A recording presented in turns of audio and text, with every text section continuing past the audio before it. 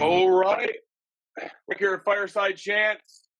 I'm going to try to get this right. Chris Cesarini, right or wrong? That's right. That's right.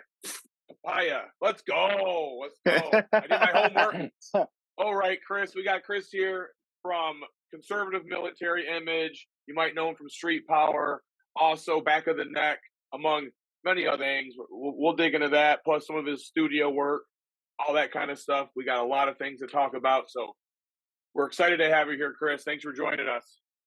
Thanks for having me. All right. I mean, let's just get right into it. So for you, where does everything start for music? Like, where's that passion for music? Getting into playing guitar. Where's that come from? So, like growing up, my uncle. So both my dad and my uncle are always music on, no matter what. Cooking breakfast on a Sunday morning, uh, doing anything, music blaring all the time. So I had a love for music early on. As far as like playing instruments and like trying to write my own music, my uncle, probably my biggest influence. He's a guitar player. So like I grew up hanging out in his practice space while the adults went and stood in their circle. You know what I mean? I'd be over there hitting on the drums, trying to pick up his guitar and that shit. So, and then just seeing him play it at cookouts and stuff like that, made me want to play guitar. He actually bought me my first electric guitar when I was about 12 or 13. Sick. Killer, man. That's badass. Cool uncle. Shout out to uncle. Yeah. For sure. Damn. Every once in a while, when you have a cat like that, especially when it's somebody who listens to some pretty wicked shit, that's always like a thumbs up per se. Like, damn, I got to look back and like my uncles were helping me out with like Slayer or something like that heavier stuff. Like, that's always nice to have, especially at an earlier impressionable age there. Well, Yeah. my uncle and my dad are definitely like rock and roll dudes, but like they never capped me out on what I could listen to, and I found my way into punk and stuff like that pretty early.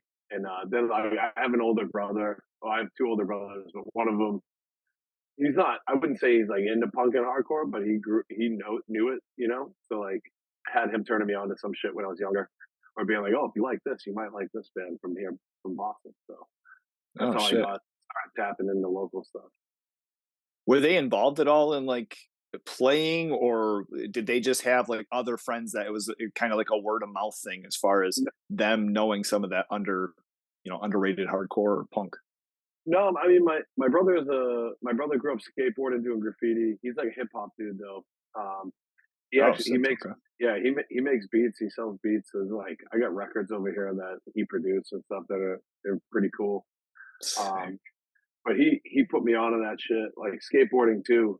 So I basically kind of like owe it all to him because like he put me onto skateboarding, and that's how I got into punk. Because you watch a skate video and you find all these bands, and you're waiting for the credits, and you're looking them up after. Dude, I mean that's something I feel like like every once in a while with like punk music, you might hear the occasional Tony Hawk but like some of those earlier skate videos too. Like, did you have like physical copies, like VHSs, like on hand, or was this like a DVD type thing? Dude, I'm talking like '97. Oh like, yeah, right before DVD DVDs. was like big. I don't even know if my family afforded DVDs until like after 9/11 anyway. So skate videos, there was this place, skate shop called Bike Barn, but they had a small skate shop in it. And this dude Sean in there used to put on. They had one of those big old box screen TVs with a couch in front of it. So a bunch of us neighborhood kids would go over there and watch skate videos. Like you'd have like the New America video come out or like Black Label video come out. We'd all go there, watch it, and just that's pretty much it. Just pick up on the music. I'd always see flyers and stuff around too, like on telephone poles when I was a kid. I never really knew what it was, but I was at the time I was like real into like the internet. Now we're talking like 97, 98. The internet, I didn't have the internet then, so I would just see flyers on telephone poles, and then there was this pizza shop down the street from my house called Spencer's, and they used to have a rack in there with like local band CDs, tapes. Now, I was the type of kid who had my boombox on the front step, and I'd be skateboarding out front of my house all day. So I would just grab whatever I could, demos from there, and some of them were like local ska bands, local pop punk bands, whatever it was. I would just bring that shit home and pop it in, and then eventually Napster came out, so I was just like looking up everything I could, Oh yeah, and a day later, you'd finally have 2 or 3 songs to blast. Yeah. Yeah. At least a day, because someone keeps picking up the phone and cutting the connection off. Yeah, it's like, come on, mom. Yeah, you gotta start all over. Shit. Other God. So obviously you're within that Boston hardcore scene, but are you from Boston? Is it like the suburbs or? Yeah, I grew up just south of Boston. I lived in Boston for probably 5 years or so. Like in my like early 20s or whatever, early teens and then early 20s. But I always grew up going to shows like just south of Boston, in a city called Brockton. And then I would travel up to a place called the ICC Church. I'm sure you've heard of Return of the Pit, right? The photographer. Oh yeah. Yeah. So you see all of his pictures. You'll see ICC Church pop up at least once a week, and it's always some like legendary, crazy show. Suicide File, Hope Con, all that stuff. So I would travel up. I would travel up there when possible, and then every small town has its BFW Knights of Columbus type shows. So between that and just I guess meeting the right people through skateboarding and whatnot, like found my way into it. I mean, in terms of skating, like, were you a cat that picked up the board and you were kick flipping 2 seconds later, or like bring us into that realm? So I'm 245 pounds right now, and I guarantee I could bring this phone outside and land a kickflip right now. Guarantee. But God damn it! Yeah. I still skate once in a while in the summer. Like I don't keep up with it. It's like the last time I stopped like seriously skating around 2008 or 9, and then I picked it back up for a while for a couple of years, and then I like 2010 or so. I was just like I got too involved in my career at the time, trying to like set myself up for the future. So growing up, I never knew what I was gonna do. I never knew what the hell I was gonna be. So it always worried me. I was like, oh, what am I gonna do? Like, I don't want to end up living in an apartment my whole life. So. Mm-hmm. Well, I mean, and what about like in your prime now, when you were first picking up the board and you're watching these tapes and you're out with your dog, you know what I'm saying? You're in the middle of the streets. Like, that's what I meant as far as like, was that something where like you were having to really hustle your bustle on getting a trick down, or, were you pretty quick with picking up on knocking it out? Depends on what it was. Like, all my friends were better than me, most of them, right? All of them were better than me. So I was mostly the camera guy half the time. But there were certain things that I was like good at, like skating and bowls and like mini ramps and stuff like that. I can still do it to this day. But like, as far as like, am I gonna go kickflip, board slide, a handrail right now? Absolutely not. Was I gonna do it back then? I've probably done like 2 handrails in my entire life. So yeah. Okay. So no, it's really always fun to hear. I mean, I was always, I think, a little bit more into BMX. I don't know, Jeremy, did you ever skate or ride bikes or anything? I skated a little bit, but I'm an uncoordinated motherfucker. So basically, I'm filming, or I'm just drinking and smoking. Is really what I did. But so you're in the back playing on a flying V. Yeah, I just got into like heavy into skateboarding when I got heavy into music. So like I took that path. Oh, okay. Like I still skated, but like my focus was like, instead of going to the indoor skate park, on a Friday night, I'm going over to Brockton to catch Colin and Moravia. Or Death And then I did get into BMX for a while too, because when I lived in Boston, it stopped the skateboard from one side of the city to the other. So I just got a BMX bike and I would do both. Dude, it was a little more practical, You're like, if I had to go on the other side of town to get a bite to eat or some shit, you're not tired as fuck. You're on a skateboard. You're like, God damn it, why'd I do this? You show up at a certain spot and there's BMX dudes trying to fight you because you're on a skateboard. But Or if I that, show up, yeah. if I show up on a BMX bike with a skateboard in my backpack, they're confused. Yeah. They don't know What the fuck? They don't know what to do. Gotta outsmart these What's this- fuckers. Yeah, Absolutely. yeah. What's this guy doing? Bullshit. We don't do this.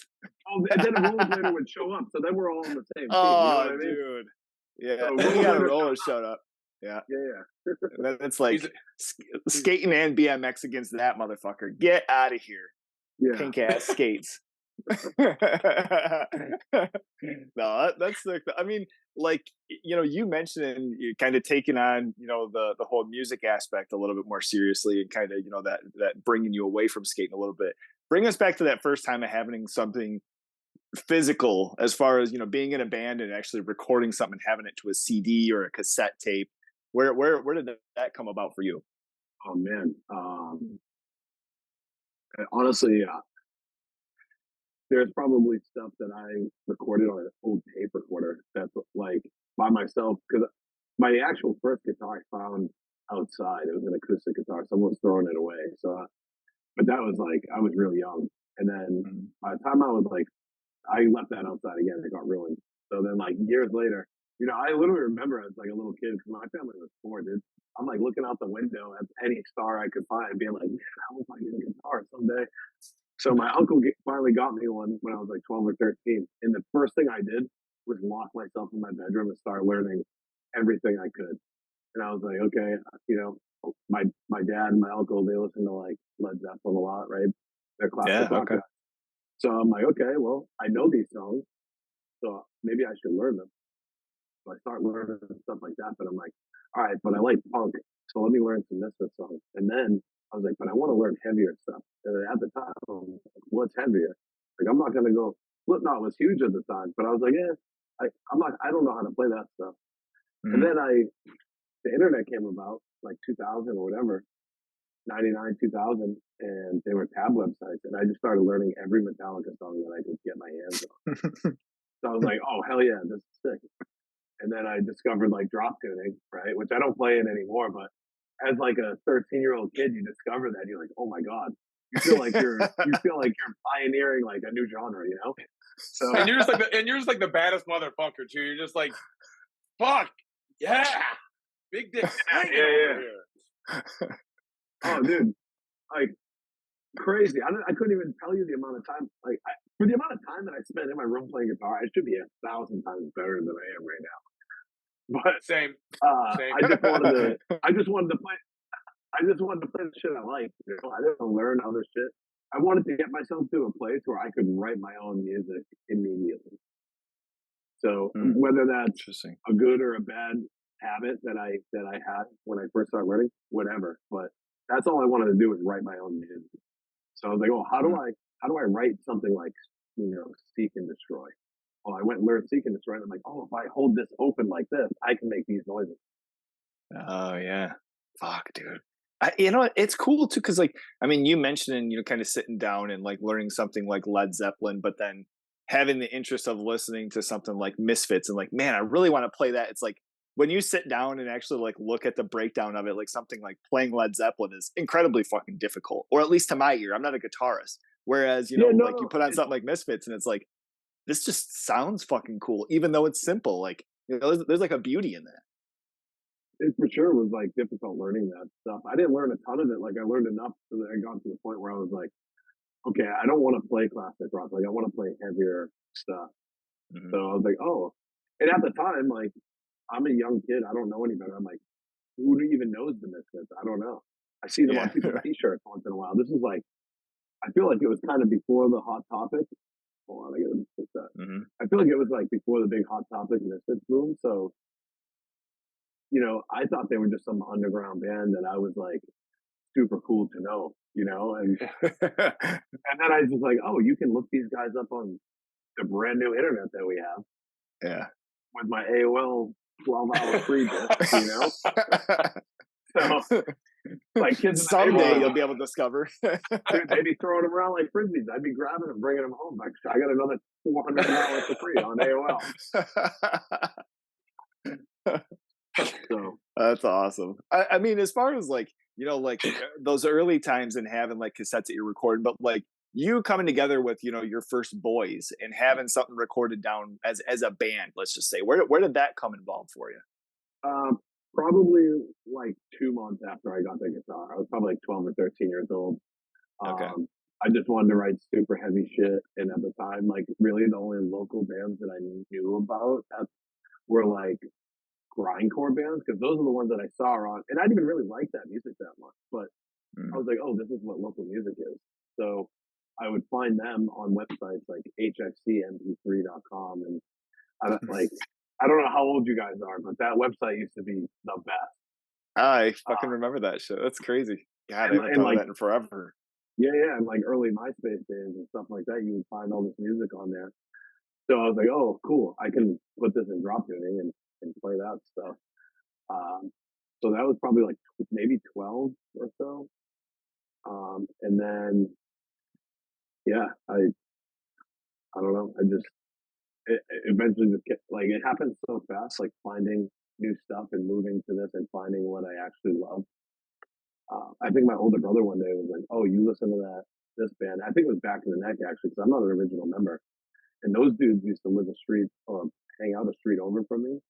Mhm. So I'm like this young kid skateboarding by, and they're out there in white beaters, just like being huge and scary. And I'm like, who are these fucking guys?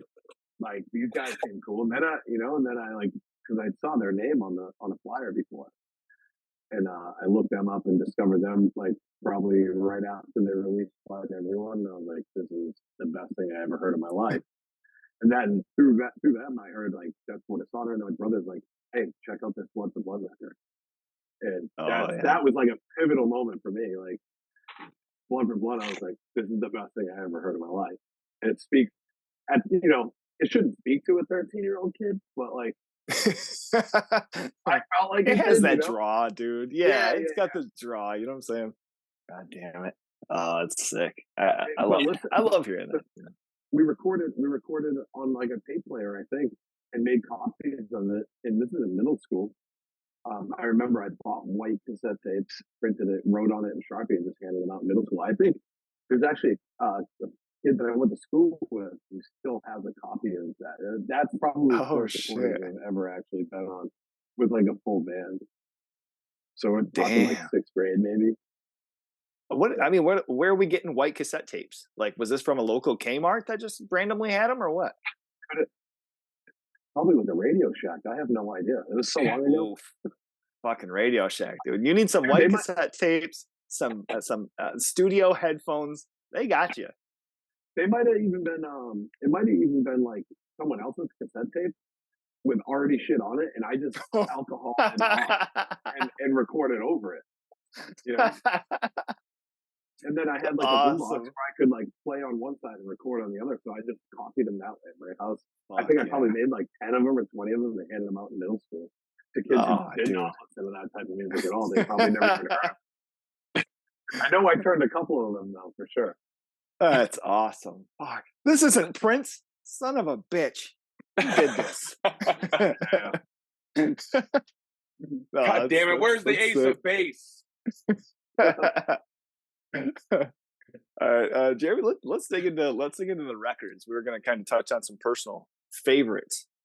So, obviously we're all music guys, so, love just hearing about albums that matter to dudes. So like it doesn't have to be five, hardcore albums or five whatever albums, just five albums. It could be something new you've been listening to, something, people wouldn't expect, whatever, but just five albums. Let's just start talking about some shit you're into. Dude, so when you sent me this question, I was like, this is going to be the hardest one for me to answer because I'm like, do I go with stuff that was influential to me that I still listen to today, or do I go with newer stuff? There's so much, and to narrow it down to five albums is nearly impossible. Which I'm sure, It's tough. if I were to ask you your favorite five right now, current or present, you'd take a few minutes to answer. It's tough. Yes. So what I'm going to do is I'm going to give you two old ones. Oh, I'm going to give you three old ones and two new ones, right? Beautiful. So, Get an Oxygen Tank by Mental. right? Oh, That's okay. Mental was one of the first hardcore bands that I ever seen. It was like 2003 or four. It was insane. I'd never seen anything like it in my life, and immediately loved it. So that record, I would say, "Illegal Exhibitions of Speed" by Colin of Arabia. But he's also one of the first Oh, hardcore bands that I watched, and that was the record. I don't even know if that record was out at the time, but because they were playing the songs off of it, and I was just drawn to it. Like still today, he hates that record, and I don't know if he's going to see this or not. We're really good friends, but he hates that record. I love it. I tell him all the time, really? it's the best COA record. Yeah, he hates it. I actually remastered it, so I'm hoping they put it back out. It's not on Spotify. So, Okay. Damn. but that record, and then Blood for Blood, Living in Exile, front to back. For me, there's not a skip on that record. Every song, and people always like, "Oh, that's your favorite Blood for Blood record?" Yeah, it is. So Dude, it's not. I personal don't have preference. to be cool. Yeah, I don't have to be cool and say it's like one of the first ones. But Living in Exile, top to bottom, it's like great punk record, great oi record, great hardcore record, all rolled into one. Fuck yeah. Awesome. It's got melody, it's got heavy shit, it's got it all. And now for newer stuff, I would say Skinhead. Everything that band has put out is unbelievable. So especially the new record, I wasn't into it at first. Sorry. What band was it? Sorry, I cut out. Skinhead. Oh yeah. Okay. Okay. So I loved all the stuff they put out, and then when they put out that most recent record, at first I was like, "Oh, I don't know if I like this," and then everybody's like, "Dude, it's genius. Just listen to it again." So I gave it another listen through, and then it was like a light switch. It caught on, and I was like, because I liked like three songs off of it, but the rest I was like, eh. And now I'm like, it's like a no skip record. Um, and Okay. for number five, for something new, I'm not really sure. I feel like I should like say a Friends band, but I'm gonna actually bring it back and throw a curveball here. Full Collapse by Thursday. Oh shit. Okay. Yeah. Wild. That record for me, like turned me on to like melodic hardcore. Like that led me to like listen to branch out besides just like stupid heavy shit. So that was a good record. And there's a couple honorable mentions. The Carrier, 1 year later. Dude. That's probably one of my favorite records of all time. Beautiful. I can go on with honorable mentions for 20 minutes, so I'll stop there. You had mentioned Skidhead, and I actually the first thing that was popping up to me was the cover art from Everything Was Beautiful. And I was I'm trying to think because I'm like, man, I don't know if I ended up listening to. I have to go back and listen to this because I can't even remember. All I do remember though is that cover art, that like slobby motherfucker with suspenders, like crying and shit. It's awesome. Yeah, you can tell if it's like beer spilled on the record or piss.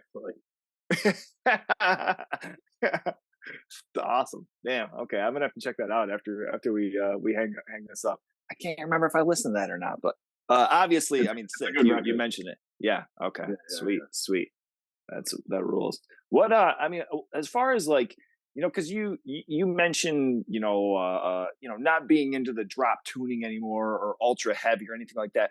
Let's kind of get into gear as far as what you're using currently and how it may differ between different acts, if it does. Yeah. So I'll start with CMI. So I use a Fender Telecaster HH, which means it has 2 humbuckers in it, and recently got endorsed by Fishman. So they sent me a pair of Javier Reyes Fishman Signature Series pickups.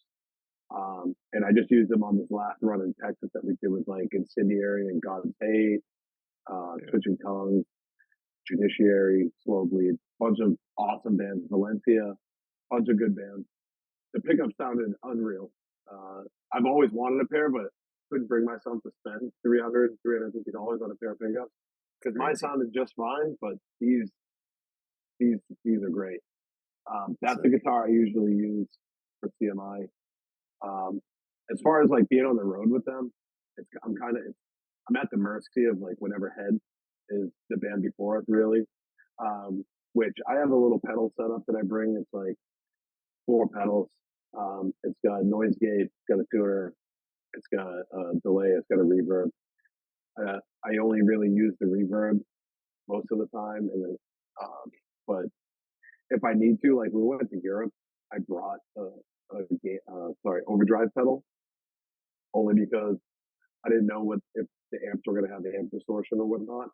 So, and I'm lucky I brought it because there was a lot of Marshall heads that sounded like really Brit rock tone, and I don't think for CMI that fits very well. It still needs some punch in it. So, okay. So it was good. I borrowed actually the guitarist of Street Power's Friedman overdrive pedal, and it worked great. Back of the neck, I used ESP that I've had. It was one of the first guitars I ever bought, like 2004, that I bought myself. So I still have it. I use that. I keep that one in the tuning for back of the neck because it's much lower than the rest. And then Street Power, I just sing. So whatever microphone the house has is what I pick up and use. So are those Fishmen, those are active, right? Yeah, dude, but they don't take a 9-volt. They recharge. I plug a USB into it, and it's so sick, dude. What? That's awesome. Yeah, they don't take a 9-volt battery. It has a rechargeable battery in it, and I just plug a USB in. There's like a USB slot into right below where you plug your input jack into, and there's a red light, and the light red until it's charged, and then it turns green. Damn, no shit. Yeah, it's so cool. I mean, not to sound like a complete dumbass. Me being a drummer. So, like, if you don't charge that, well, I mean, what happens? Those pickups just don't work. Yeah, they're not going to make any noise. So I keep one of those battery packs in my guitar case with the charger for it. So when I get somewhere, if we're on the road, I can just open my guitar case, plug it in, and close my guitar case, so it charges while we're on the road. You ever run into that at all? Your shit's just not charged at all, and you're like, "Well, fuck, I gotta play in 10 minutes." Not yet. Okay. Keep my fingers crossed. Knock on wood. Yeah, dude, that would be the worst. I go to get on stage with like CMI somewhere, and fucking my guitar's not working. So that would be terrible. Pickups don't work. It's in drop D again. God damn it! Who put this in Tony Hawk Skater 3? Yeah. Yeah, that's. I mean, how did the whole thing, as far as now, you said just recently you got endorsed by Fishman? Then was that something that like you had kind of reached out to them? Did you run into somebody? So we played a couple shows in Europe with that band Lower Class Brass from California. They've been around forever. Oh yeah. Yep. So their guitarist Fred, he came up to me at we played this festival called in Heidelberg, Germany, called Starbrook Fest, like big Oi Fest. We're up in the green room. He's like, Ken Susi wants your phone number. And I was like, what? Because I knew the name, because it's a New England dude. I don't know if it's a New England band. So like I was like, I didn't expect to hear that. So I was like taken aback for a second. I was like, what? He goes, yeah, Ken Susi wants your phone number. He wants to give you a Fishman endorsement. I was like, dude, here's my number. Send it to him as fast as possible. Yeah. Damn, that's sick. I got on the phone with Ken when I got back from Europe and talked about how I like my guitar to sound and other guitars that I've played that I like the sound of and stuff. And we came up, he's like, dude, you're going to love these pickups. And he sent me them, and I got them installed. Took a while because of one of the parts that was wrong, and like get it switched out and sent back to me, and then finally have time where I'm not on the road to bring it to my guitar guy, Shamala Guitars, which is in Fairhaven, Massachusetts. Shout out to him because he sets my guitar up so good. It plays unreal. He did it for me. He figured it all out. He had to like route a hole underneath the pick guard for the rechargeable battery, all that stuff. Thing sounds amazing. So shout out to Fishman. Shout out to Shamala Guitars. Yeah, that's awesome. Have you ever done any like even earlier on, like messing around with hollowing out shit, or is that kind of like something where you just like to Yeah, well, when I was younger, I used to like buy pieces of guitars. So like I would Frankenstein guitars together, and then you just like pretty much give them away to kids in my school. You know, because Oh, like okay. I wanted to like start a band, but that no one that I was like close friends with really played any instruments except for like my friend, one of my best friends, who was like a drummer I grew up playing with. But I always would like give guitars to people and be like, "Hey, play this thing." And it probably wasn't set up right. I would just bolt the neck onto a body, string it up, and say, "Here you go." You know. So the thing probably played like trash, but at the time it didn't matter. Yeah. I mean, when you're young, I mean, you can either do a really sick dive bomb or the thing's gonna bust in half. Exactly. Exactly. I didn't know anything about intonation or anything back then, so I was just Right. bolting necks onto bodies, putting a bridge on, stringing it up, being like, "Here you go." Awesome. Awesome. Yeah, I love that. It's sick. So you said in CMI, you're kind of just at the mercy of whatever amps are there. But do you have any like amps or cabs or any kind of gear like that that you're kind of just like Oh that's my yeah, shit?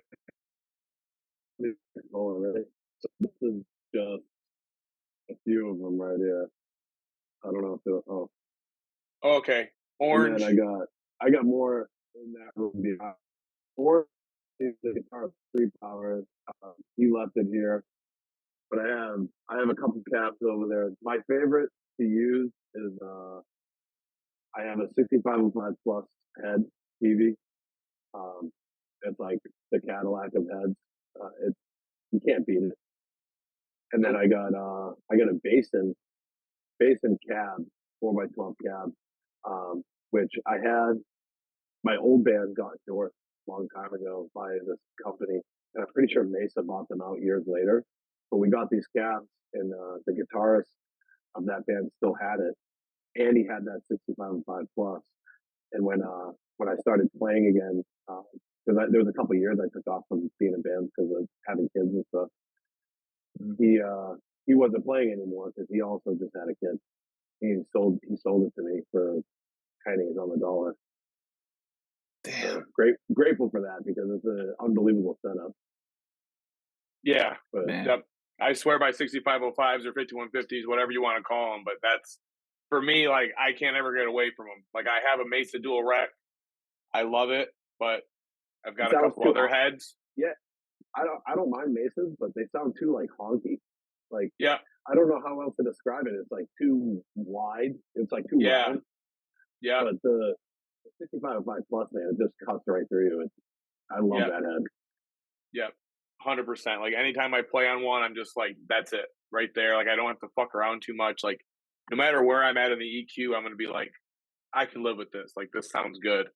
So I'm Yeah. right there with you all the way. Any other questions for the guitar player, drummer boy? Oh boy, I could ask the whole time here, but I don't wanna waste your time with the shit. I'm always sitting around and like, hey, how did you do that? And it's just the very basics of guitar playing. So I'm not gonna embarrass myself or anybody else here.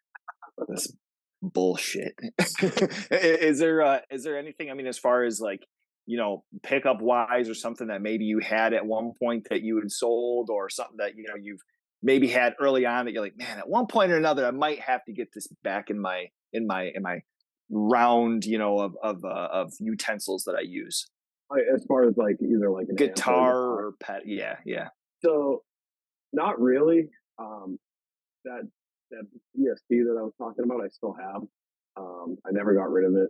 I tried to sell it a long time ago, and then it never. I think I was asking way too much money because of the sentimental value to me. And no one ever bought it, thank God, because I love the thing. It might not be the best Beautiful. guitar, but it means something to me. As far as heads go, not really. The 6505 Plus is definitely the best. So I had a Yeah. PV Triple X that I bought off another friend. I bought the cab with the matching head, and that was great. But I was living in Boston at the time, and money was short, and I fucking sold the thing for like $350. The head and the cab all together. I got gypped, but I had no other choice. Damn. Well, somebody else. Hopefully, they didn't give it to their like 5-year-old to just gnaw on the damn thing. You know what I'm saying? I'm pretty sure this dude that came and bought it owns like some type. At the time, probably owned some type of guitar shop or something because he knew what he was buying, and he knew that I was letting it go for short money. So yeah, okay, all right, yeah.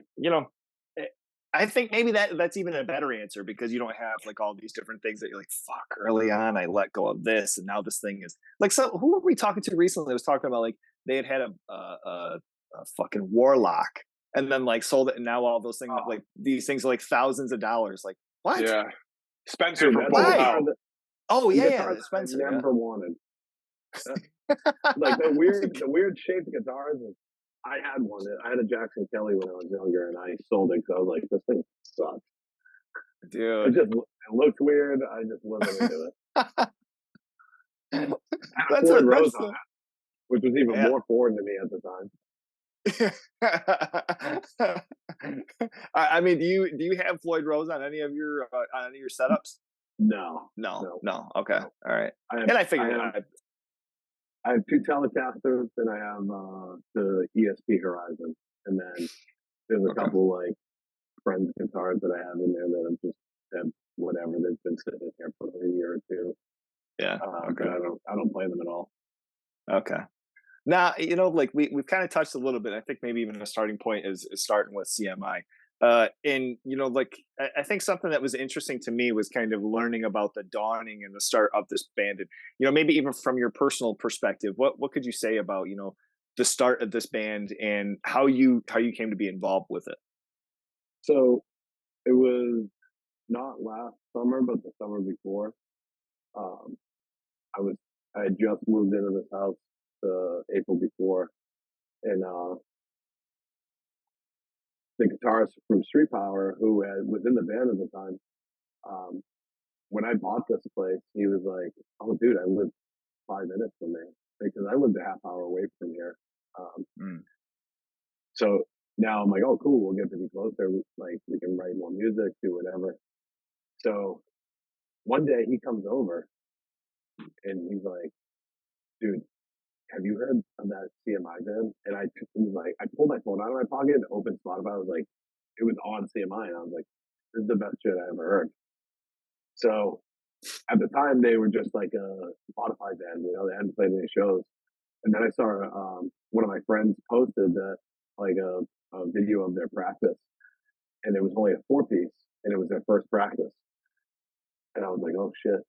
So we were all. He plays in Buried Dreams and Yellow Stitches, so we were going to a Buried Dreams show on Long Island. Where I'm driving, and I'm like, "Hey, like, you guys need a lead guitarist or a fifth member? Like, I'll do whatever. Let me know."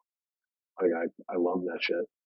He's like, "Yeah, we're figuring it out, but I'll let you know." And then I was talking to Adam on Instagram a little bit, and I was like, "Dude, I already kind of know how to play half of the songs. If you guys want another member, like, I'm all in." And he's like, "Oh, let me talk homeboy about it." Hits me back 10 minutes later, and he's like, "Yeah, you're in." So and then Chase, our bassist, hit me up and he goes, "I just made you look like a rock star." He's like, "Oh, I just made you look like a superstar. Don't let me down." So I was like, "Oh, I gotta make sure I know all this shit." And then the next practice was the 5 of us, um, and right before our first show, which was December of 2022. So, Dude, so I just like whenever I'm really trying to think of what it would have been. I mean, because the full length wasn't released. I'm trying to think of what it would have. It might have been like still really early in the band, even being a thing to where when it was introduced to me, I'm like, oh, this is like pretty sick. And it just felt like something that had been around for a while that I just missed out on somehow. Or like maybe it was like a UK act that like just hadn't like drifted, like the name hadn't drifted over here yet. So it's like still a really interesting fucking story to me, to hear. And then like kind of from some different interviews, with you and mentioned like, oh yeah, it was just kind of this thing, and I just got to jump in. It's like, what the fuck? Like, it's so crazy to me.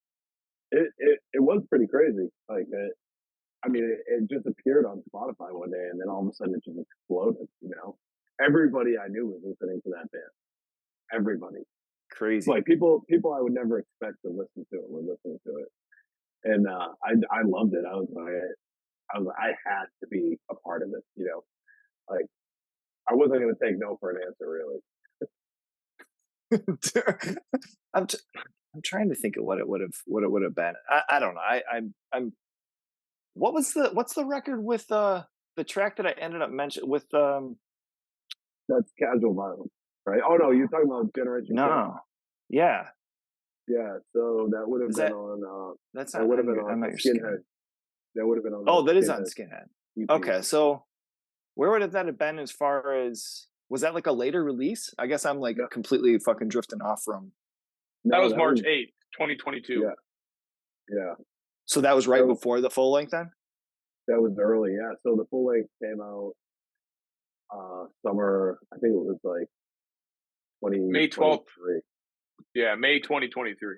Yeah, yeah. Oh, Because okay. I remember when the vinyl pre-order dropped.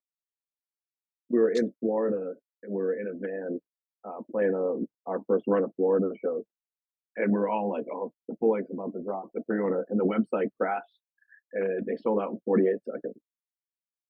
It was like something ridiculous, like 3,000 copies or 1,700 copies, and then a couple different variants or whatever. Fuck. So, Yeah. yeah, that's absolutely fucking insane. So like, I mean, when you were initially like talking to the guys, like the rest of the band had pretty much had already formed. Like, how did the recordings go for like the earlier stuff, like the first EPs and singles and shit? So that was all our singer. He like created everything. Like he does all the art. He created the band. He's like it's his brainchild. And Okay, I guess I have. you know, I like to say I don't want to say like I'm a hired gun because uh, and that's not the feel of the band. We're all in it. Like everybody that's in this band is all in 100%. Yeah. So like saying like that we're hired guns for him, I don't think fits well because he whatever he's doing as far as the artwork, everything is in it. Like we're all into it, and he just articulates it into physical form, you know, and sonically as well. So like when stuff's being written, we have a group chat. Stuff gets sent in there. He's like, "Hey, what do you guys think of this?" Everybody bounces their ideas. But normally it's just like everybody's giving two thumbs up. Like, yeah, this is sick. Fuck. He's playing drums, everything like in these recordings. No, our drummer plays the drums on the recording. Oh, okay. But Adam will do pretty much everything else. So like I'll record backup vocals and stuff from my studio. Yeah. Mostly it's Adam's writing everything, and like if someone has a suggestion on a song, like they'll throw it in the chat, and I mean everything's pretty fluid with the band as far as like everybody knows how to read everybody well, I guess. Yeah. Okay. Wow. Yeah. It's super fucking. I mean, one of the other things too that has like really stuck out to me, I guess, with this band and something that I feel like is almost a little bit more not common, but that I've seen more in the past like 5 or so, maybe even 10 years of like hardcore is like you guys being split up. So you're in Boston. Is it just Adam that's in Chicago, or is it the rest of the band that's that way in the Midwest? Yeah. So Adam's in Chicago, and then there's me, Chase, and Austin over here in Massachusetts, and our drummer's over in Ohio. Ohio's pretty close to Chicago in a sense, like 5 hours. So like when they go to record, he'll just drive over there to the studio and go record. And then we've had some fill-ins because our other guitarist is in 100 other bands, which I'm sure you guys have done your research and know exactly what I'm talking about. Yeah. He sings for Buried Dreams. He sings for Haywire. He's in Suburban Scum. Yeah. He plays in Yellow Which rips. Stitches. Plays in Think I Care. He plays like so many bands. I can keep going. He plays in Skinhead. Yeah. Shit. Okay. And he just opened a business, a screen printing business. So he's getting so busy now that he's like having to cut down when he does. So he's actually going to take a back seat to the band, and this dude Ty from Chicago, he's going to play rhythm guitar now, which is great because he rips too. He fills in for Haywire too as well. Oh, So dude, pretty, Haywire are fucking sick. Yeah, man, we did a lot of that, the pre-pro, and like hashing that stuff out in the studio that I'm sitting in right now. Beautiful. That's awesome. You guys got some new, or you have some new shit working on with them right now? I'm not sure.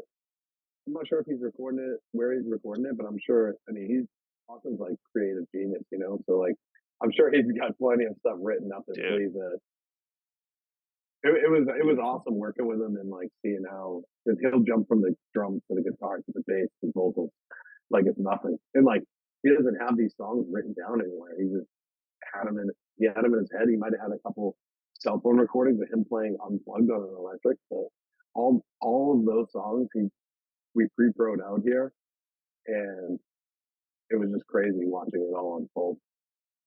Dude, as somebody who has sat and tried to, you know, start with a video recording to a band, what the fuck is it, garage band, to, you know, trying to do like every like instrument, what a pain in the ass. Like, shout out to him. Yeah. I mean, as far as pulling the shit off, you know what I'm saying? Because you're like, God, motherfuckers just pull this shit off and then have something sick out there. And I mean, and maybe even this kind of transitions, because I know that you do a lot of studio work as well. You do a lot of different, you know, like written tracks, like full out, like it's fucking insane. It's crazy. Yeah.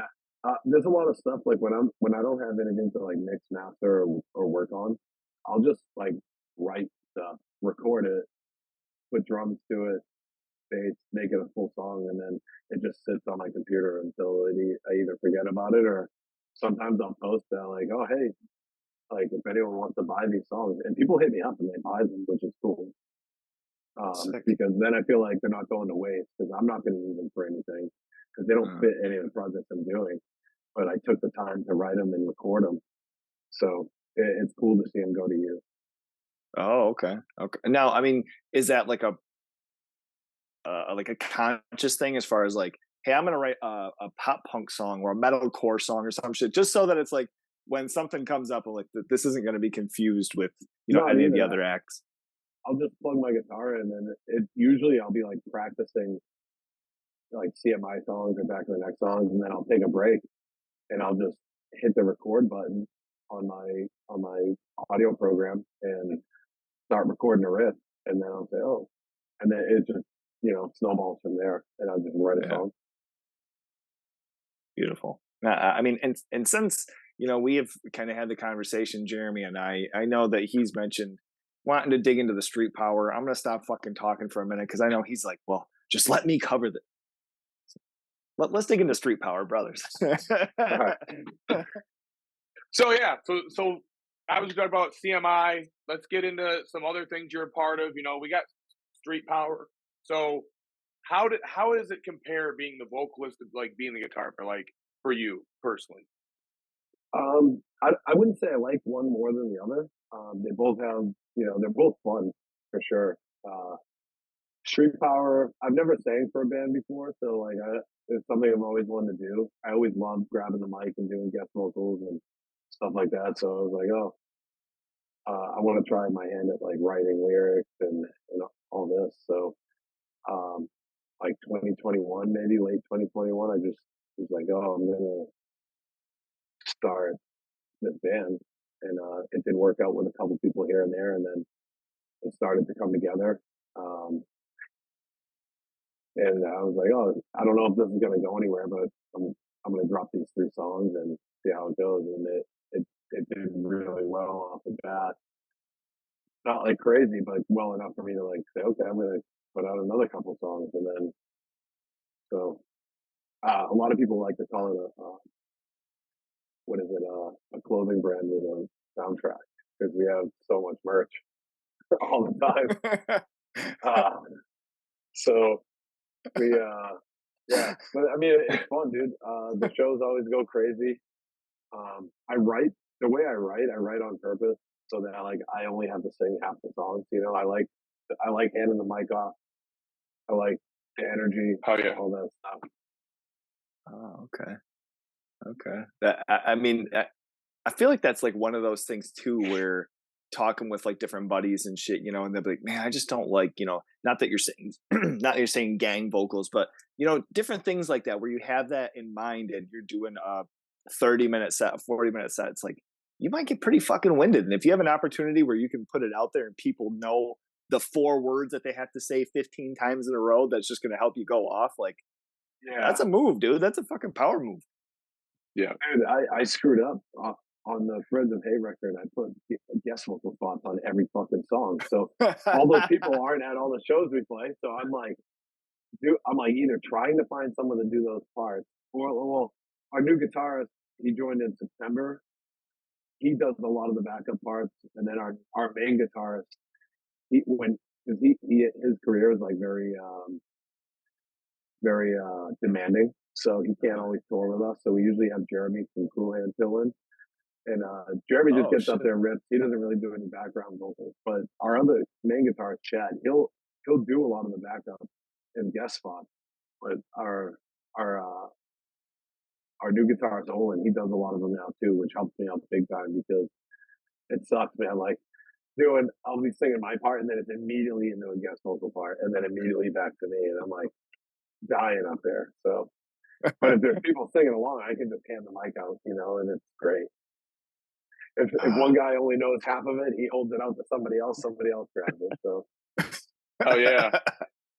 Well, and that's no joke, because I feel like as an art player, like I'll feel like I exert myself, but without fail, I look at like the vocalist and I'm always like, oh no, hell no. Like the vocalist is like killing themselves. Like by the end of it, so like I can only imagine how, like, yeah, if you're having these vocal parts back to back to back, and you're like going like you're like a madman out there because you don't have a guitar anymore, so you can go crazy. I can see you getting winded. Oh, all the help is appreciated, I'm sure. Yeah, definitely. I don't just stand there either. Like I'm pretty. Yeah. I like to have fun with it. I'm jumping around. I'm doing whatever. So it's like sometimes I'm like, oh shit, I got to stop so I can take a couple breaths. Oh yeah. So I saw in another interview you did that you try to you leave the writing and things to the guitar players because you appreciate what they do, but I gotta imagine, like for me, like I'm not a control freak by any means, but like if I was like I'm doing vocals in a band, it when those guitar riffs start coming, it'd be a struggle for me not to get too involved, right? Or like to have my ideas, or hey, let's do this or let's try that. So like how does that work out for Street Power? Yeah, I mean, I definitely make suggestions for sure. And like I can be pretty like if I don't like it, I'm going to be vocal about it. If I don't like the way it's going, I'm going to be vocal about it, and it might hurt the feelings, it might not, but I feel like my job is to upkeep the image of this band and the way I want it to go. So if if it's something that I don't enjoy listening to, like why am I going to enjoy playing it? Like why am I going to enjoy being up there? And sometimes I'm wrong. Sometimes he'll be like, hey, just put some vocals over this and then think about it again, and it works out. And then sometimes I'm just like, yeah, this is like not the direction I want to go in. Yeah. Oh, okay. So it's more from a feedback perspective, though, more than anything. Like you're not like, here, give me the guitar, or like you're not here. I wrote a couple songs. Yeah, it was like that in the beginning. Like I would take the guitar and say, like, play the riff like this instead. And we don't have that guitarist in the band anymore, so I don't have to do that because the players we have now are like they're great, and they play like our Olin, our rhythm guitar player. Like he plays in Broken Vow, he plays in a bunch of different bands. Like he knows what he's doing, and he knows the direction I want to go. So, and then our main guitarist who like writes a lot of the stuff. He basically wrote all of our really good songs, like the fast, like heavy hitters that are technical. So I like that stuff too, but like I wanted to kind of like shift it in a less heavy direction. But it seems like this new LP is just gonna be heavy, but also kind of chaotic, and so we'll see where it goes. I don't know. I'm trying to like broaden my horizons a little bit with it and not be closed minded about the directions, but we'll see. You guys just released Threads of Hate late last year, right? September 1st. September? Yeah. So we're gonna do another LP this year. Got For some the more. Triple B. God damn it, dude.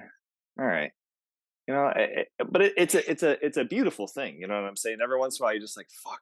I've been struggling with writing 2 riffs the last 6 weeks, and you got another LP that's coming out that's going to be absolutely ripping. Yeah.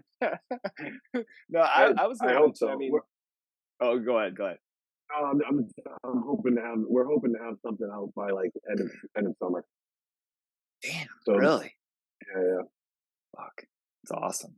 Yeah, In I mean, addition to the promo you guys just did, is that like I was going it'll to be a say the whole new 2 release? tracks. Yeah. So the time that's coming for us all will probably be on the next LP, but it'll be mixed and it'll be recorded a little differently. Um, Perfect World was just a re-record of the first song we ever put out, and I hated Yeah. the original version. That's our most streamed song, and I was just sick of having the old version up. So we re-recorded it, put out a new version, which I think is 100 times better. So that probably won't make it onto the LP, but time is coming for us all. Definitely be on it. Mm. Damn, dude. Yeah, it was. I mean, it was cool because I mean, Triple B was initially announced that, right? Yeah, Putting out the single there. Okay, yeah. I mean, that yeah. was They're sick. gonna put out the record. So. Beautiful. I didn't want to ask. I didn't want to be like an alluding thing where I just started that and I was like, fuck, maybe I shouldn't have said that because I don't want this being like, I can't say, No. you know. No. They're gonna put out the record. Fuck yes, that's awesome, man. That's Damn, badass. that rules. I mean, and I had to mention, like Threads of Hate because earlier we were talking COA, and what that being one of the features there on the record. Was that just hey brother, I need you here in this, and then or did you have to kind of nudge him in the back a little bit to jump on? No. Him and I are pretty good, like close friends. So I was just like, yeah, you're gonna. I mean, he helped me with Street Power a lot, like as far as like getting it out there. He pumped it a lot, and like our first show. So him and I did the Gatekeeper Jam shows, which we haven't done one in a while. Just we lost our sound guy, and both of us been busy, like doing other band shit and life shit. But we had it was 100 Demons, Mind Force, Risk, and Street Power, and I forget who it was right now. Forgive me, whoever's watching this, and I forget. Ridiculous lineup, yeah. For He sure. was like, "Yeah, that's going to be the first Street Power show," and I was like, "You don't have to ask me twice. That's a sick lineup." So, fuck, man. He's helped me a lot as far as like getting it out there. Damn. Yeah. But as far as the future goes, it was. I just said I wanted him to do it, and then our other guitarist Chad was like, "Dude, he's going to do the." So he did a feature for this band called Floods years ago, where he did this like chaotic, like manic laugh in the song, like he does in Heart Turns Cold. Yeah. So Chad's like, dude, we got to get him to do that in the song. I was like, yeah, I'll ask him. So I kept telling him about it. He was like, yeah. He's like, tell Chad I'll do the laugh for $500. He was fucking with me, obviously. He's like, but yeah, we did it, and when we were in here recording it, he's like, dude, so that space where he does the laugh originally wasn't in the song. So he's like, hey, you put a space there, I'll do the laugh, and then it'll come slamming back in. Oh, man. I was like, oh, shit, that's sick. And then we did it. I was like, that's fucking perfect. I think he did it like first try, too. Damn. That's got to rip, too. I mean, like being a fan of like, their work and his work, and then all of a sudden, like just kind of tossing out some jokes and shit. And then all of a sudden you're like, this motherfucker just did the laugh on my shit, man. Yeah. It's sick. That's a lot of people's like favorite song. We didn't start playing it until like last month live. Oh, really? So okay. We've only played it like 3 times live. I mean, not by it wasn't in demand, right? Just kind of let's leave it out for a couple shows. Our record came out September 1st, and then on September 3rd we were playing Fort Wayne, Indiana. Either September 3rd or September 2nd or something like that. We were playing Fort Wayne, Indiana. Never been there before. We've never traveled outside of New England besides these shows. And our set ended, and everybody was yelling, "Heart Turns Cold, Heart Turns." And I was like, Olin was brand new in the band at the time. We had Jeremy filling in. I'm like, guys, they can't play it. No one knows the song yet. Like, we can't play it. Oh shit! Okay. I mean, our drummer knew it, but and our bassist knew it, but the other team didn't. So it's like he couldn't pull it out of a hat. Damn. I mean, it kind of just looks hard to be like, hey, we know this song rules and we're not playing it, and take care and have a good night.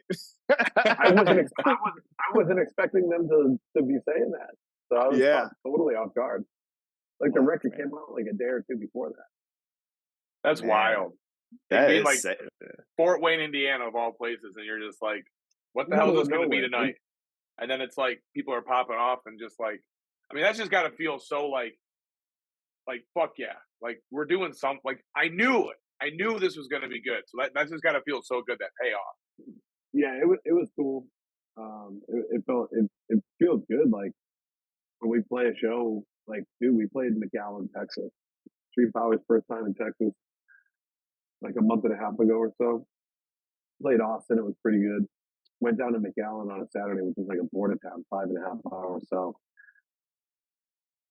we didn't know what to expect. It was 300 kids there. Show was incredible. Kids singing along, kids going crazy. Sold like an insane amount of merch. Like I didn't even have anything left for Houston the next day, really. So it was cool for sure. That's so badass. Fuck. Yeah, especially I mean being that far from home too. It's like, well, hey, sorry we don't have shit, but thank God we can make it back. Yeah. So you recorded Street Power, like the most recent release you did record yourself, right? Did you mix master everything? Yes. So Threads of Hate and the promo, actually all of Street Power is all done in house. Okay. Everything we've ever put out. So has that been something you've kind of like been involved with for a long time, or has it just kind of grown? I would say like the early 2021 or so, I decided that I was like, oh, I can download a recording program, and I started figuring it out, and I can get an interface and plug my guitar in and get a guitar like amp sim or mic a guitar cab, and I can start writing songs like this. And then I was like, oh, I can download a drum program and just program the drums myself. Yeah. So that's what I did, and then I just started like learning more, progressing. Like, oh, how do I make this sound better? How do I do this better? And then obviously I got to buy better shit, buy better programs, buy better equipment, and then it just. I think I showed somebody some shit that I wrote and recorded, and they were like, "Oh, do you want to record us?" And I had never thought about doing that before. They're a band called Give Up Hope. They're like local dudes. I was like, "Yeah, sure." So they came over, and they're like the first band that I actually like recorded and put out. That was something I did myself. And now then, was that? I kind mean, of like. no, I was just gonna like, was that something that like, did you kind of have to do the kind of like fake it till you make it type thing, or did they know that they're like, hey, you're just kind of like starting, like we're all kind of fucking honing this in together? Yeah. I mean, like they knew that I was kind of like new at it, obviously, but I spent enough time in studios, younger or whatever, to kind of like have a grasp on what I'm doing, and then YouTube, and just trial and error type shit. Just doing your research. There's days where I'll just sit in here all day and watch tutorials on how to mix certain things or whatever. And even if I already have seen one video on how to mix drums, I'll go watch this other guy tell me how to mix drums. So, and I'm not like by any means like like a Taylor Young or someone like that, but I wanted to do it so it was affordable for people, because when I was younger, it was impossible to get into a studio. You always had someone's home studio, like some half-assed setup, because it was the cheapest option and no one could afford anything else. So that was initially why I started doing it. I was like, oh, I could do this and make a couple bucks, but also like provide a service. So no, that's sick. Yeah. I was just say that's sick. I mean, I think where I'm thinking is, as far as like you first and foremost being at that comfortable point where it's like, okay, fuck, I don't want to sit here and look like I don't know what the fuck I'm doing when I have like cats in here, like but it's cool that, them coming in and them also being a little bit newer to be like, hey, we're just taking this step by step. The snare drum sounds interesting right now. Let's try it again. We'll kind of get that trial and error shit out of the way. Yeah, I mean that's how it kind of goes. Like, well, now I have like a routine, like how I do things. But it's yeah, a lot of stuff. Like if there's an issue, like I was troubleshooting it on the fly. Now, if I run into an issue, it's most likely something I've already encountered that I know how to fix. So Time. yeah, I mean, like like recording too. There's like so much with these programs to know in and out that unless you've been doing it for an insane amount of time, I don't understand how anyone can memorize all of it. So yeah, there's points where I'm like on my phone and I'm like, oh, how do I do this again? Yeah. So I'll just say, I feel like like you got into it about 21, about 3 years. You've been like even considering recording stuff, like hooking up an interface for the first time. I will just say, as someone who's dabbled with that myself, leaps and bounds beyond me. And so, the stuff you're doing, like street power stuff, sounds fucking phenomenal. The Haywire Yeah, it sounds sick. joint Yeah. sounds phenomenal. Thanks, So man. I'm trying to wrap my mind around. Obviously, you said YouTube, great. I'll tell you, I've watched YouTube videos. I've been on there. My shit still sounds like demos. That's okay. But so I want to point out, it's not, you don't just watch YouTube videos and like, now I know how to do it. There's way more to it than that, right? But like, so like, is this something you're grinding on? You've got a pretty busy workflow, because like I just feel like where you're at with what you're putting out from a mix perspective is like pretty advanced. And so I'm just curious, like maybe how you've gotten there. Like how have you, like I said, YouTube and all that's good, but have you been super like busy doing this full time, or are you just that good? Yeah. I mean, I quit my full time job in June last June. So besides like touring with CMI and doing shit with Street Power, this is what I do. Okay. This is how I make money. So, um, I mean, I'm not getting rich by any means.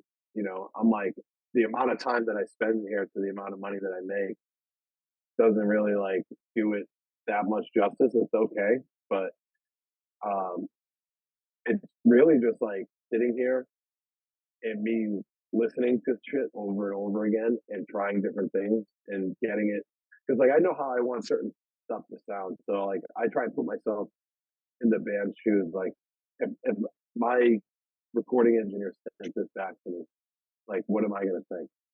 You know?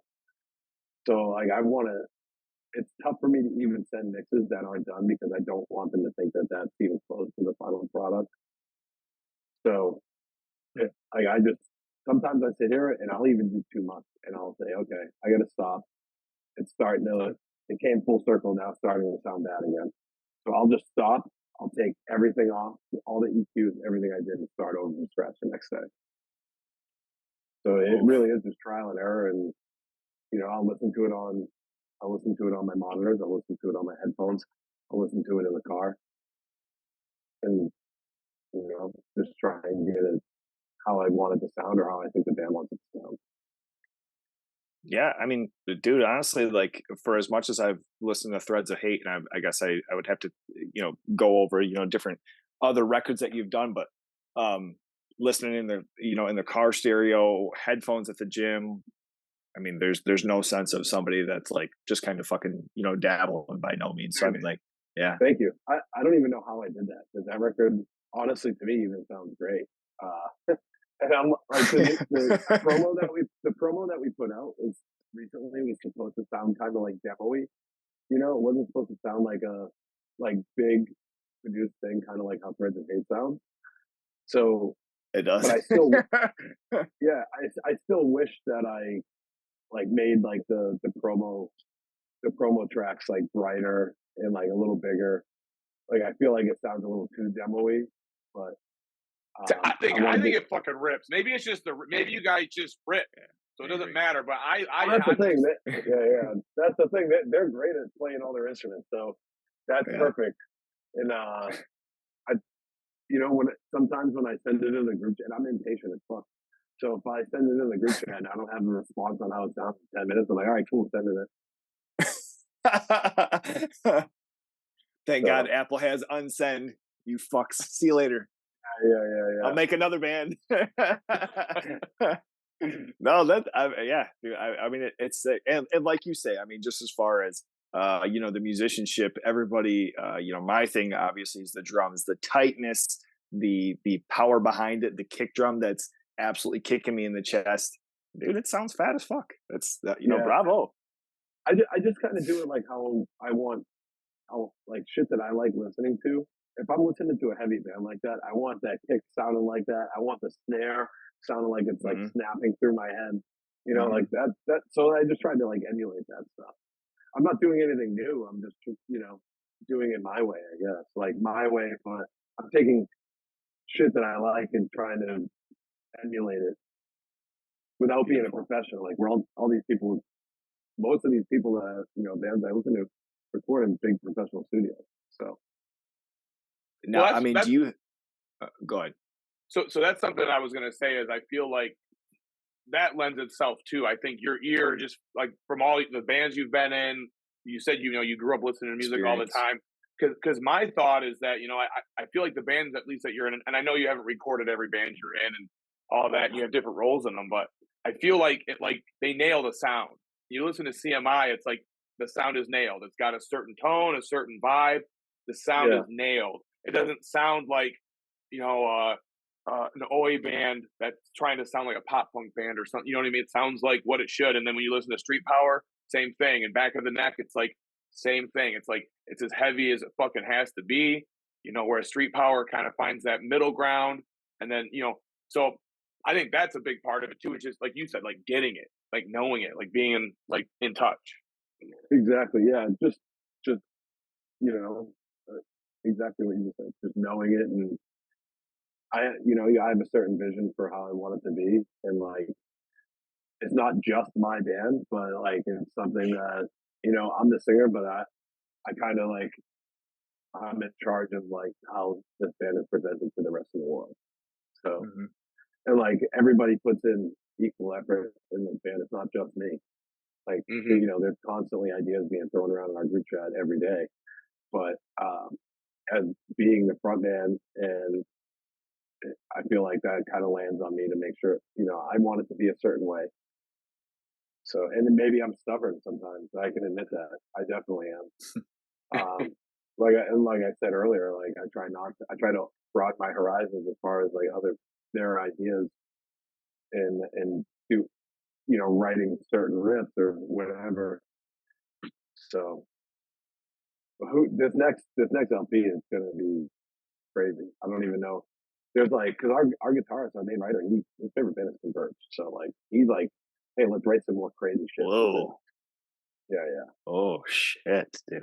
Are we talking 2 guest vocal spots on every track, or what do we got going on here? No, dude, I'm trying to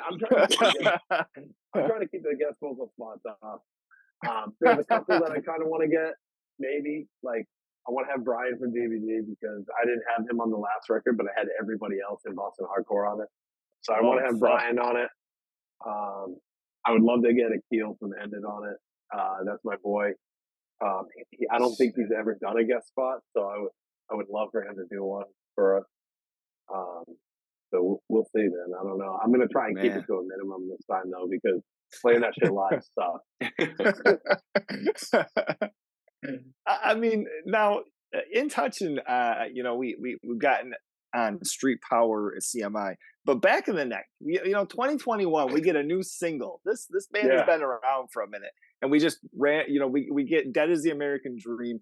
But where can bring us back to that track coming about, and some of the fucking the old pot getting stirred up again for the band. So originally like the singer Back in the Neck, Ed, is like, he's like an older brother to me. Like when I was a kid, he was always one of the guys that I looked up to. He was always around. Like I fucking loved Back to the Neck. They were like really the first heavy hardcore band that I got into and that I had ever seen. So, and I see you got a Black My Heart record back there too. That's another band that I grew up watching as well. Fuck yeah, dude. So, but like, I would hit him up all the time, like, dude, let me get it Back to the Neck reunion. Like, let me book it. And he'd be like, "Oh no, we're not gonna do it." The other guitarist, he's like starting a family, all this stuff. I'm not gonna do it without him. So after like 2 years of asking, he finally he's like, "All right, so Dan said we could do it." He's like, "But I need to find a guitarist who knows how to play the songs." I was like, "Dude, I can play them. I know all those songs." So we played a couple shows, whatever. And this is at the same time I'm like teaching myself how to record. So I wrote "Dead Is the American Dream" as like an intro because I wanted to do a Back to the Neck EP. So I wrote it as like an intro, and we ended up just turning it into a regular song. And actually, we cut it out of our set because I hate that song so much now because it wasn't supposed to be a full song; it was just supposed to be an intro, and then it got extended, and it's too much now. Yeah, it's like it's too much, and I feel like it could have been much better, but at the time I was just like excited to like be like, "Oh, I'm learning how to record this. Listen to this." So, and that recording actually was done by our other guitarist, Brett, who's also taught me a lot about recording, because he did it for a while, and then he just was like so sick of dealing with drummers that didn't play to a click that he was just like, "Here, you can have my drum mics, call this shit." Yeah, thanks. These fucking slob ass drummers. Yeah. Get their shit together. Well, he's incredible at guitar, and like he's a musician through and through. So like, I understand where he's coming from. Because like I can play to a metronome and keep time and all that stuff.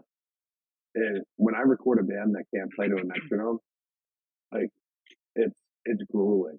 It's like it's a marathon, you know. Well, you just know later on your work is cut out for you.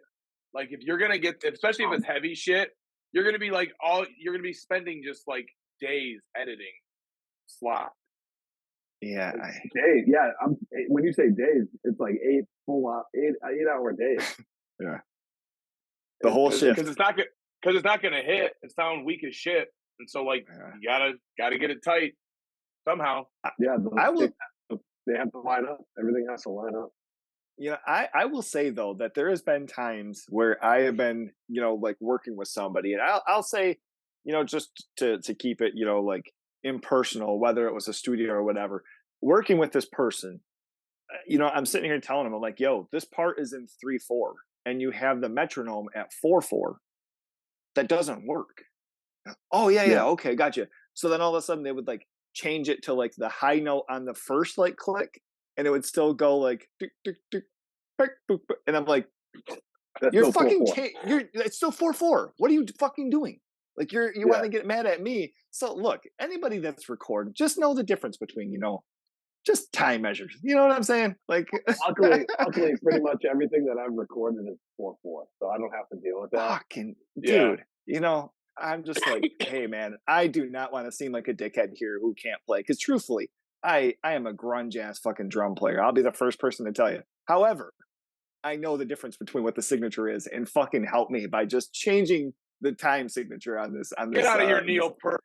Get the fuck out of here, Neil Peart. Dude, I just had a couple drummers in here record stuff. This new band, they're not out yet. This might not even be their name, but they're going by My Problem right now. But it's kids from like Broken Bow and Risk, and shit, okay, yeah, and the band's sick, and Ankle Biter too. It's members of those bands. Oh shit, okay. And they came and recorded the other day, and the drummer, this kid Kumi, is unreal. Like, dude, he was like one take Jake every time on the metronome, like to the point where I don't even really have to edit his drums at all. Like he hits hard, he's very punctual, and it's all on time. So it's like I barely have to edit his drums. I just have to mix them, which is perfect. Get this guy a jersey and put 1 for the fucking number and Jake for his fucking name on it. Yeah, one take Jake, everybody. Round of applause. God damn it. That's sick. I was in a lot of hardcore band too, and this kid I grew up playing with, he's like a human metronome. Like we'd be playing live, and he plays with a single kick pedal, and he keeps time with his hi-hat foot. And if anyone was getting off, he would point at you with his one stick while he's still playing, and then point at his hi-hat, being like, "Hey, motherfucker, you're off time. Look at my hi-hat." And he's that good, dude. And I grew up as a kid like he got his first drum set, and I'm in his room playing video games with like earmuffs on, and he'd be behind me with headphones on, playing front to back like early Blink-182 albums, like just sitting there learning how to play it all.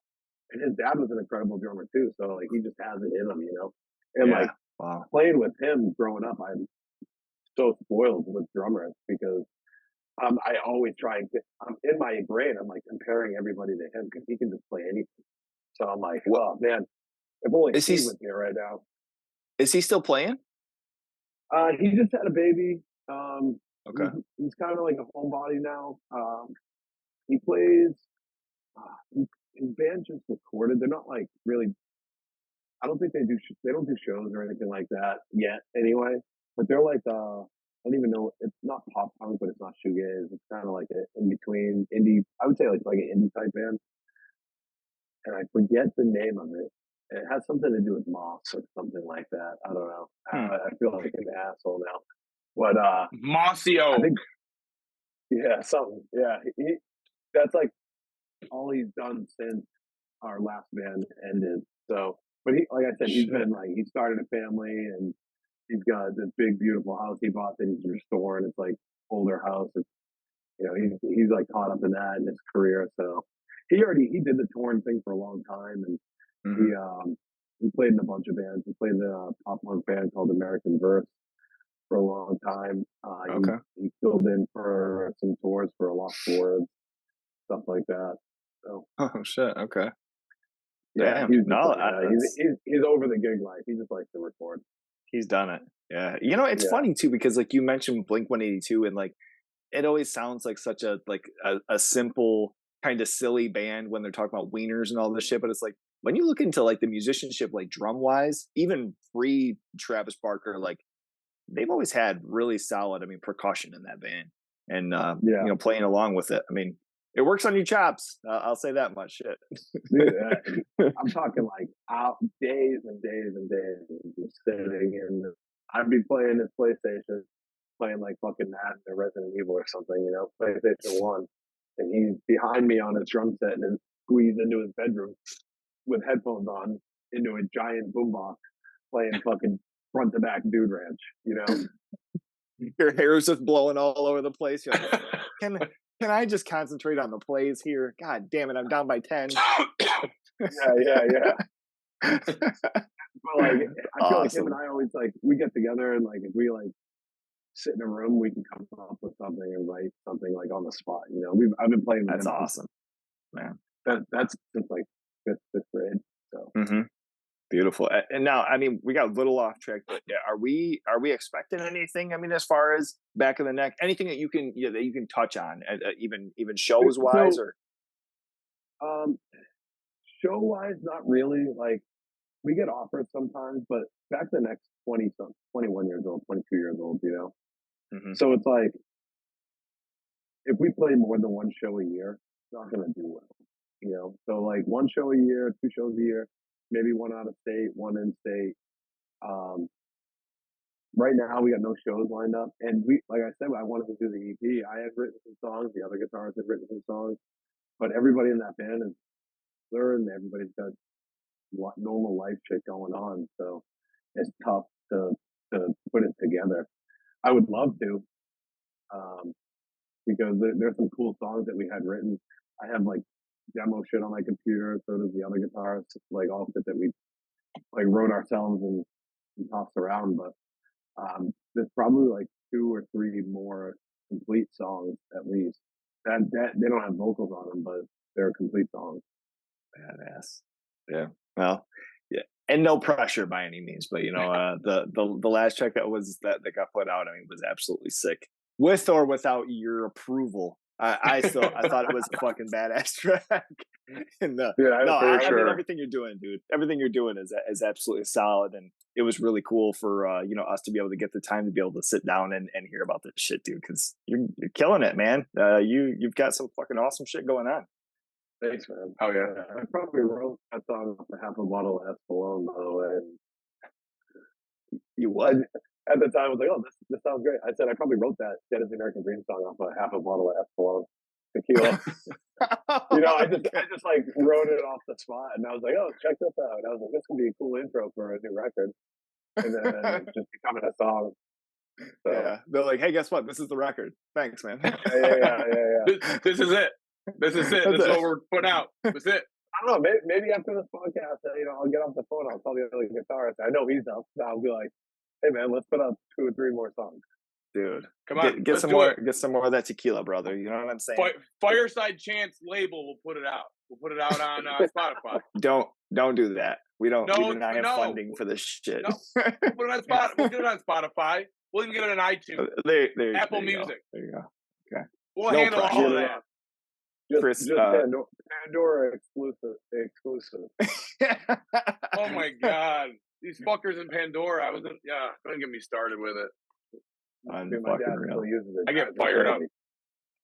I mean, for a while it was pretty fucking sick, to be honest with you. Like it was cool, free to actually paying for like a streaming service, because I tried, staying away from it for a long time, and now I mean, it's too damn convenient not having like a fucking streaming service of some sort, Spotify or whatever, like, but whenever bands, come around and it's something that I support, I try to get out to a show, I try to buy a shirt, merch, and it's still kind of one of those things where you explain to friends that it's like, oh man, I bought their record, I just really wanted to help the band. It's like, sometimes that's helping. It's cool because like a lot of the Street Power shit before this last promo was on Bandcamp for free, and I'll still get emails once in a while, and it's like, oh, this person bought the demo, the 2-song or 3-song demo that we have out, and it's free, but they'll still like pay $5 for it or whatever. So that's cool. Yeah. And I just take that money, and I have a Street Power credit card. I just put it towards the credit card, so that we use it for fucking van rentals, flights, gas, all that shit. Yeah, sick. Yeah, I mean, it's nice having things like that where you're self-sufficient. I mean, that's kind of like a huge thing. I was just talking to some friends about, with like a band wise, and it not being something where it's like, okay, well, whose paycheck this week is paying for us to get to a show? Like, do what you got to do. Yeah, make a couple of t-shirts to get a record to get. That's something I don't want to do with Street Power. Is like, I don't want to take these guys out on the road and have them paying out of pocket to play shows. Like, I don't like, I'm not going to be like, all right, who's going to fill the tank this time? Like, like if when it comes down to it, like we do pretty well, but it's like, I have to just put it on the credit card without covering it from band cash, then I'll do that. And I just don't take a cut for the show. And that's it. Like, Street Power did a bunch of different shows with CMI, and like I was getting paid for CMI. So, and I want to make sure all the guys at Street Power get paid at the end of the night and everything else is covered. So I would just not take anything from Street Power and only take my cut from CMI and shit like that. But it's not sustainable if everybody's like spending all of their money, because like everybody has bills, and they can't just take time off work and still make no money. If you're making something, if you're making $100 a night per show, like not per band but per person, then that works, And then if everything's covered as far as like the flights in the van, and what I'll usually do is like I'll put up a pre-order, we'll sell a bunch of merch, so whatever money's left over, I put aside, and that goes towards flights for a show, whatever. So I try and make it so that we don't have to pay out of pocket for shit like that. Yeah, that's beautiful. I mean, that's kind of one of those things where younger cats or anybody might be listening to this and thinking about making a band or in the process of making that first thing. Like, it's not something you think about early on, but it's something that it catches up to you quick, where you start kind of having gripes of like who's gonna pay for gas or some shit like that. It's like that sustainability, it kind of takes away one of those like job aspects of of being a band and keeping it fun and sustainable by itself. Exactly.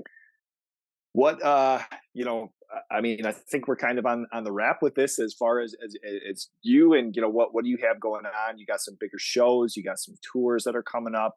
You're going to be hitting the road here soon. Yeah, so April 7th, CMI's doing Chicago, and then we're doing Springfield, Illinois, which is really cool, with a band called No Guard, a bunch of young skinhead kids from out that way. And then our our booking agent band is doing it with us too. No friend of mine. They're great. We played a bunch of shows with them already. So we'll be doing it with them. Then we're doing Milwaukee, Ohio, and then 2 shows in Nashville, Templars, Yellow Stitches, Liberty and Justice, Violent Way, Sikkim, a bunch of cool bands. And then June and July, CMI is off to Europe for a month. So we'll be doing a bunch of the big festivals, Fest, Ain't Like You Fest, this one in Prague called Mighty Sounds. I can't even keep up with them. I feel like one's getting announced every week. Yeah. But yeah, there's a bunch of days, a bunch of countries that, like, we went to Europe in October, but there's a bunch of new spots we're hitting, like Switzerland. I've never been there, so I'm really excited to check that out. We're doing, I think we're doing Italy still, or what it was. I don't know if we're still doing there or not, but Italy was on the program for a while. Hungary, so a bunch of cool new spots. Spain, we're doing 4 shows in Spain with Slapshot. Actually, right before I got on, right before I got on the podcast, I actually went and picked pizzas up down the street from this place called The Dipper, which this dude Big Truth owns, and this dude Packer from Slapshot has a hand in as well. Okay. Phenomenal that pizza spot? Cool dive bar, yeah. Dude. Right down the street from my house. So. Holy shit! What was that, a thin crust situation? What was going on there? So it's a certain type of pizza you can only get here in Massachusetts, and it's really like south of Boston. But they call it South Shore Bar Pizza, and it's just made a certain way. But it's better than everybody. I don't care what anybody says. It's better than New York, better than Connecticut, better than Detroit, better than Chicago. I saw the call outs. I saw, you're hitting Chicago, you're hitting Detroit, which, we're in Michigan. So I'm like, fuck, man, I might have to, like, I didn't know necessarily what Massachusetts had going on for a pie. That's it. You guys come out here. You're welcome to stay here with me, right? And I'll take you to this spot. Fuck, man. Dude, when it comes to the pizza, the two of us, brother. You better be careful, because I will just say Boston, favorite place I've ever been in my whole fucking life. Boston. Like, I loved it. My wife and I visited there. I'd love to be. We visited there a while back, but loved it. And actually it led me to move, because we started actually looking them there. But I'm an educator. Can you hear me? Are you still good? Yeah, hold on. These died. You're good. I can still hear you. Can you hear me? Now I can. Cool. Yeah, we can hear you loud and clear. You're good to go. All right, cool. But yeah, I was just saying, love Boston, so you better be careful, because like we'll get up there. I did get some pizza there. I don't know. It was in Boston. It's like one of the old ass place, like famous place, like famous for pizza in Boston. Probably Pizzeria Regina. Yes. Yeah. So that's a different style of pizza. That's like traditional Italian pizza. Yeah. Okay. The stuff that we have is more like a Greek style pizza. There's no crust. It goes straight to the edge of the pan. Cheese, sauce, everything goes right to the edge. Okay. Yeah. Did you see that picture, Jeremy, that he just posted? Yeah. The image is up. Yeah. I posted it on my Instagram. Fuck, man. That wasn't something that we were covered, but I was like, I definitely have to pull this up, because that looked fucking insane. That's pepperoni and hot honey pizza from the Dipper Cafe in New Bedford. Hot honey? What the fuck is that? Like Mike's Hot Honey? It's like hot pepper. It's like hot pepper infused honey. What? Where you been living, brother? Is that a thing? Yeah, it's like the most popular thing in the past 5 years. Like everyone talks about. Shut the fuck up. The most popular thing. I'm not fucking with you, Chris. Am I fucking with him? I'm not. It's like it's the thing, right? It's been the thing. I'm sorry, Eric. It's okay. I'm not judging. I'm just saying you're kind of fucked. Hot honey wings, hot honey chicken sandwiches, hot honey pizza. Like, I literally made a pizza tonight and I put hot honey on it. Like, it's just like it's like ketchup, man. It's like people have this shit. Hold on. You know what, motherfucker? I have the internet at my fucking fingertips now, so I can actually check this shit. Go on Amazon and type in Mike's Hot Honey and order the hot honey. Mike's Hot Honey. Son of a bitch. I swear I don't work for them, but it's good. This pizza looks fucking dope. dude, it looks insane. Yeah, Mike's Hot Honey. Yeah, it's a fucking thing. It truly goes So on people- anything. Wow. People will see it and think that it's burnt. It's not burnt. That black edges, that's caramelized sauce. Oh. So it's not burnt tasting. It's like a sweet sauce like taste but like crunchy. It's unreal. It's You a know what it looks speakeasy? like? Huh? It's a speakeasy, right? No, bar? no, it's like a dive bar. Oh, okay. I was thinking It's something on different there cafe. said that it was like a speakeasy. Dude. But it looks We like should have taken more Strips, time Eric. talking about fucking Looks like pizza, Strips. Jeremy. Shit. What did we do? No, because then I'm gonna eat pizza at 10 o'clock at night, and I'm gonna have fucking Yeah, heartburn. that's true. Too old for that shit now. I gotta keep the pizza to be pre 9 o'clock. Okay, especially with this hot honey shit, Eric. Okay, You don't know all about right. that life. I'm gonna go and I'm gonna have to check this out tomorrow and get you updated on what the fuck is going on with this. I've never heard of this, honestly. I Eric? had no idea this is a thing. We'll have a new segment. Eric learns about shit that everyone else knows about and has known about. Like literally, Eric. That's the thing that like grandmas are like, yeah, I fuck with hot honey too. Dude, let's not fucking do this. All right, Your man, Chris, mind this has blown. been amazing. We have to go and have an argument off screen now. No, dude, this has been awesome though, man. You've been fucking killing it. We've been absolutely excited to dig into this shit. Listening to this stuff, it is. I don't know if it's intended to be, but if you're going to the gym, hop on Street Power, hop on CMI. You're gonna pump. You know what I'm saying? You don't have to have a pre-workout in that day. You're ready. Dude, I literally, like, before I was in CMI, the whole summer that was released before they started doing shows, I think I lost like 30 pounds just running to CMI every day.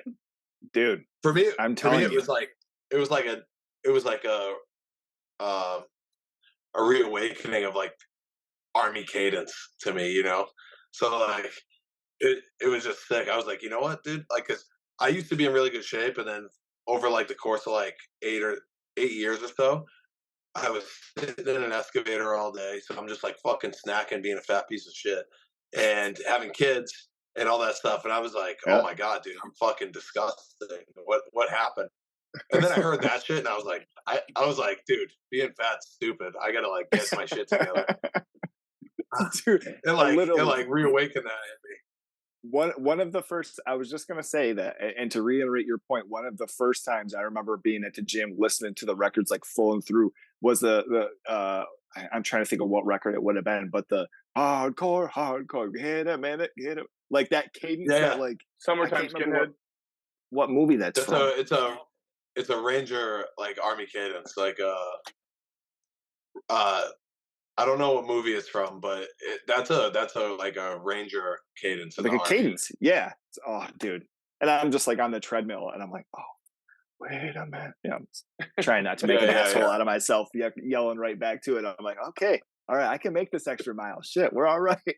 Yeah, you can do it, dude. Fuck yes. No, this has been awesome, Chris. Like I said, man, thank you so much for taking the time, and we appreciate it, dude. man. Hopefully, get you around Michigan, and we'll see you. Yeah, I would love to actually. Jeff Gunnels texted me the other day about Street Power coming to Michigan, so hopefully we can make that happen. Shit, yeah, for real. Yeah. That'd be ripping. That'd be Dude, like a a week good or time. ago. Yeah, they've been getting some shows going too, dude. Yeah, Street dude, I would love to Light. get out there, play with like D Block and shit. Beautiful. We played with them in Fort Wayne, Indiana, actually, and it was sick. So, Oh, really? Oh, okay, yeah. Was that at the So- VFW? Who else? yeah, it was at a VFW. Yeah. Did I'm Mutilation familiar play with that show. No, not Mutilation. They didn't play that. Never mind. Different show, same plot, same spot, different show. Yeah, same kid Mhm. booked it. Tommy. Yeah. Yeah, he's cool. Tommy's awesome. Yeah, there's been, shit's just been popping up everywhere, but yeah, for sure, man. Thanks so much for fucking coming on. It's been a good time. I'm sure you'll have some more shit out in the next year or so. We'll probably have to get back together and catch up again. But that's all we got. So let's have a good one. See you guys later. All right, thank you. Take care, buddy. Later.